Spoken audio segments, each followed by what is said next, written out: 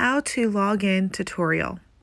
First, visit paynepark.chelseareservations.com.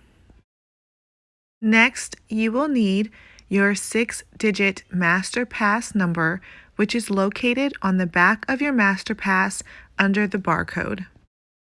Step 1. Use your 6-digit Master Pass number for the member number. Step 2. Type in your password. If it is your first time logging in, your default password is tennis1. Step 3. Click Login Tennis. If you need email support, click here, or if you forgot your password, please click here. When you log in, you will be taken to the main page. The first thing that will appear will be the club news, then your play history, which will show plays by hour or plays by the month. If I had any upcoming bookings, that will also appear.